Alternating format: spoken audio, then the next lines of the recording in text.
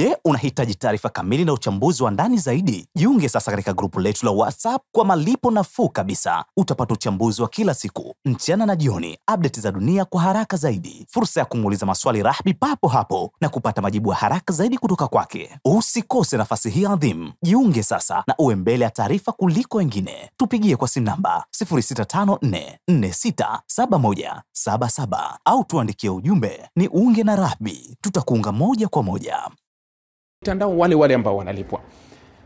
Lakini wewe umetoka kuzika ndugu zako, jamaa na marafiki, umeona hawapo. Lakini tulifika kiwango ambacho unaweza, yani kuna kitu ambacho unahalalisha. Yani kuna mtu anasema tunahalalisha kilichotokea. Hau utahalalisha kwa kudhulumu wengine. Alilizungumza Papa Francis kabla ya kufariki kwake, alipowaambia Israeli kuwa nyinyi ni magaidi kwa sababu mnalazimisha kuhalalisha ugaidi kwa ugaidi. Nyinyi mnasema Hamas walikuwa ni magaidi waliofanya ugaidi kwenye ardhi yenu na wakaua watu. Nyinyi mlichoenda kukifanya ni zaidi walichokifanya. Hakuna uhalali wa ugaidi juu ya ugaidi. Ndio alikuwa anakusudia. Hakuna uhalali wa kufanya uhalifu dhidi ya uhalifu. Kuna watu hawahusiki kabisa, wamekumbwa na hili.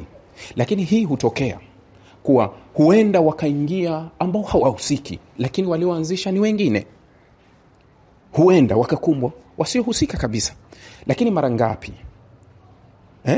Kwa nini tusirudi kwa wale ambao walituaminisha, watupe sasa ukweli kuliko kutuletea hadithi mpya kuwa kuna hili, kuna hili, kuna hili.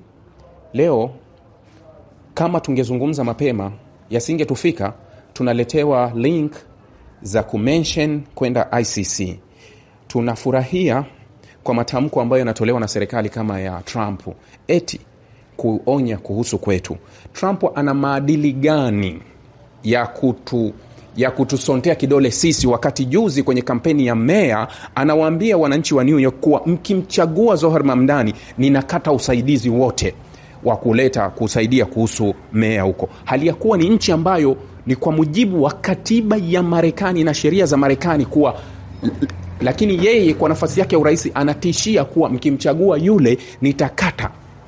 Kitu ambacho kimewahi kutokea huko kipindi cha nyuma kwetu kuwa mkimchagua mtu fulani siwaletee kitu fulani. Kinyume kabisa na. Halafu eti huyu ana maadili. Tunapoanza kutuma linki za kwenda ICC ambayo huyo ambaye tunamuona ana maadili kaiwekea vikwazo ICC kwa sababu ya warrant ya kukamatwa watu wake, ana haki gani? Tunaona fahari kwa bunge la Ulaya eti EU kutoa warning kwa nchi fulani. Wana maadili gani? Mbona wameshindwa kuchukua hatua zozote na kugawika kwao dhidi ya kuchukua hatua dhidi ya Israeli, licha ya kukiri na wao ndio wanaofanya usaidizi mkubwa wa silaha maangamizi ya jamii ambayo pia na yenyewe ina ajenda kama yenu ambayo mnaizungumzia kuhusu uhuru wa watu, uhuru wa kujitawala, uhuru wa nini? Kwa nini wameshindwa kutetea kule? Huku ndio waonekane kuwa wao ni mashujaa. Kuna mtu mmoja anasema, sipendi kuzungumza haya masuala, lakini kuna mtu mmoja ananishangaza. Anasema, basi sitaki kumzungumzia. Ishie hapo.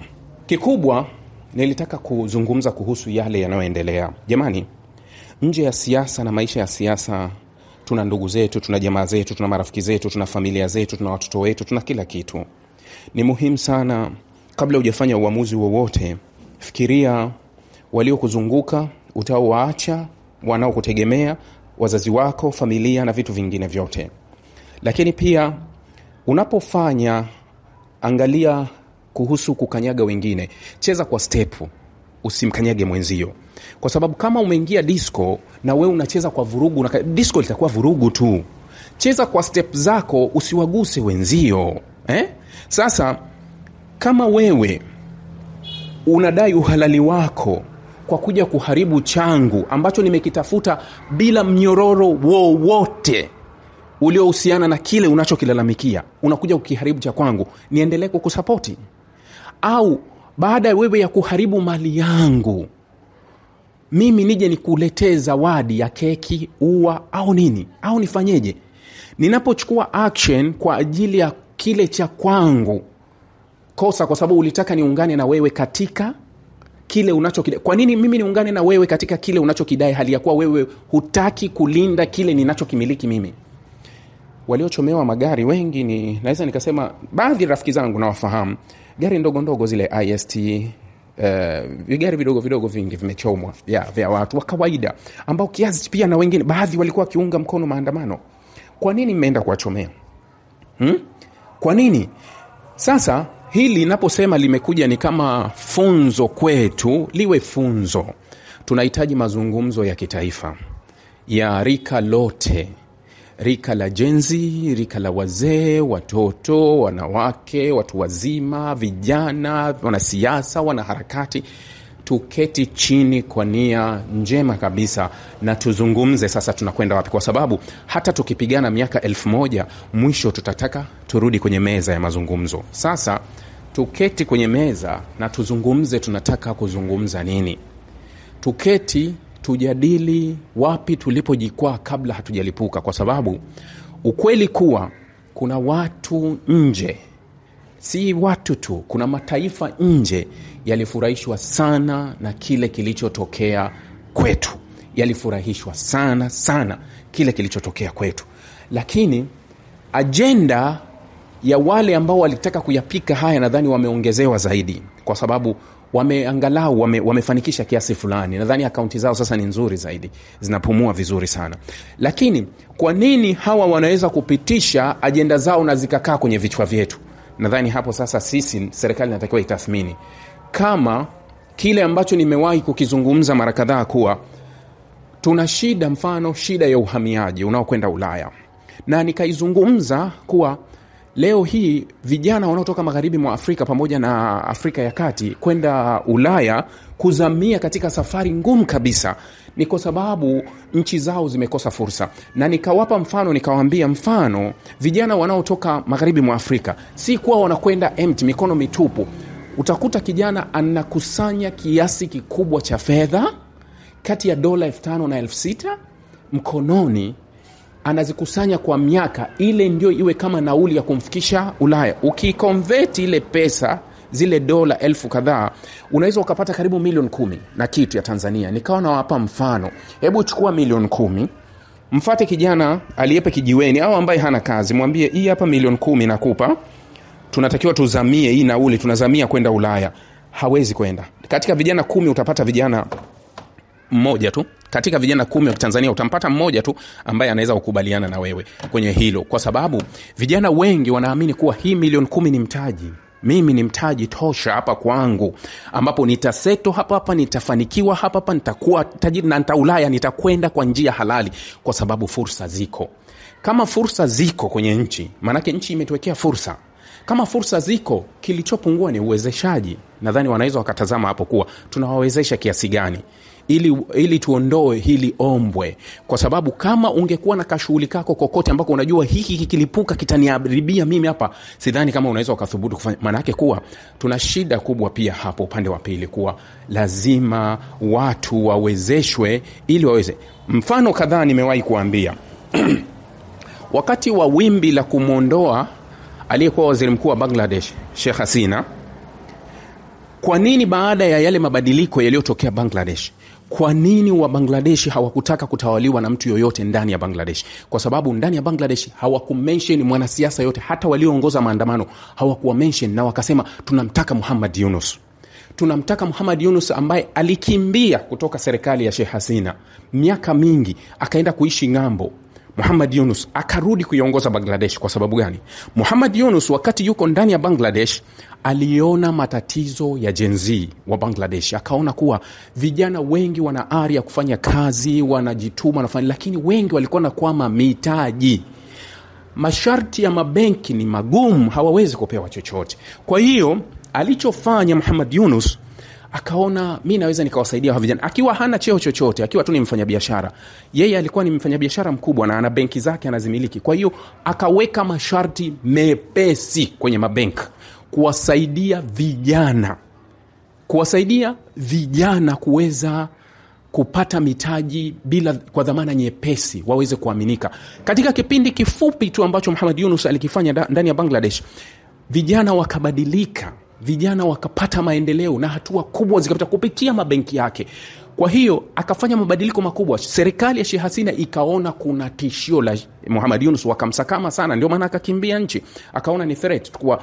Lakini alisaidia wimbi kubwa la vijana. Sasa vijana wale baada ya kumuondoa Sheikh Hasina wanasema hii nchi itatawaliwa na nani? Muhammad Yunus, kwa sababu ana maono, aliliona kabla hajachukua nafasi yoyote. Ndio maana leo kiongozi wa muda wa Bangladesh mpaka leo ni Muhammad Yunus, kwa sababu alishafanya nyuma, akawaonyesha njia. Sasa na sisi tuko hilo, kuwa nchi yetu kwanza haina uhamiaji. Yani huwezi kumwona Mswahili eti wamecross border wanaenda kutafuta maisha, sijui wanakimbilia nchi gani sijui huko, kama vile tunavyopokea Wahabeshi, tunapokea Eritrea, tunapokea sijui Somali, tunapokea sijui kutoka Sudan, tunapokea. Sisi hatuna hiyo. Sisi kwetu imekuwa ni kama wanapita na tunawakamata, wanapita na kwenda, kwa sababu fursa zipo, uwezeshaji. Naposema hili lililotokea ni kama mpira tumerudisha kwa goalkeeper, tuanze upya.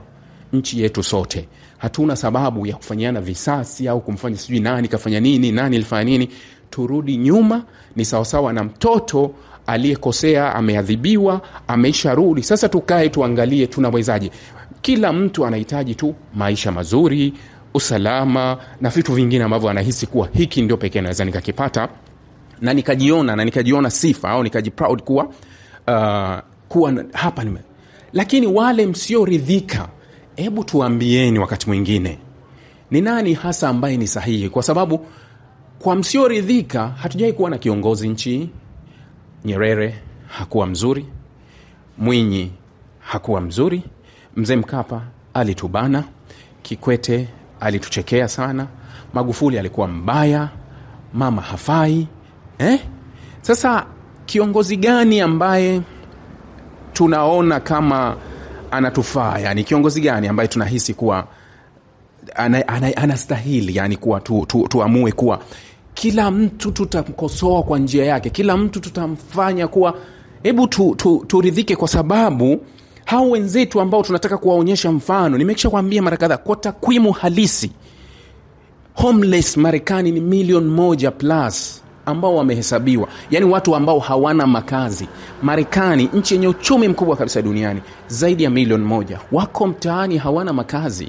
Acha wanaolala kwa rafiki zao na acha wanaolala kwenye magari, hao tu walio mtaani. Sasa tunataka kiongozi wa namna gani? Yani hili ni sawasawa, labda unataka mke au mume ambaye hana kasoro yoyote. Kama unahisi wewe unamvumilia, basi fahamu naye anakuvumilia. Mnavumiliana kwa sababu hayupo aliyekamilika. Hakuna atakayekupa, hakuna kiongozi atakayekuja kila siku asubuhi anawagawia, anawaletea pesa mlangoni. Gaddafi alisajili wa Libya wote wanapozaliwa wanakuwa registered. Yani Mlibya yoyote alikuwa na ID, hata mtoto mdogo. Na Gaddafi alikuwa na utaratibu maalum kuwa kila kota moja ya mwaka, kila baada ya miezi mitatu, yani alikuwa ameamua kuwa kila baada ya miezi mitatu tathmini ya jumla ya pato la nchi, faida ya nchi iligawiwa kwa Walibya wote hadi watoto. Nusu ya mwaka iligawiwa kwa Walibya wote mpaka watoto. Yani kuwa kila mmoja alikuwa anapokea kile ambacho kinatoka kwenye nchi yake kwa faida yake, lakini waliomuondoa walimuua ni Walibya wenyewe, baada ya kulishwa sumu kutokea nje kuwa huyu hafai. Sasa tunataka kiongozi wa namna gani? Maanake huu ugonjwa unaonekana uko dunia nzima. Tunataka kiongozi wa namna gani? Kwa hiyo kuna wakati tukiambiwa tuchanganye, unapoletewa changanya na za kwako. Je, ni sahihi haya tunayoendelea nayo? Jamani, leo nimezungumza kuliko mara zote, kwa sababu hili linanihusu, liko ndani yangu, ndani ya nchi yangu. Mungu ibariki Tanzania. Mungu wabariki.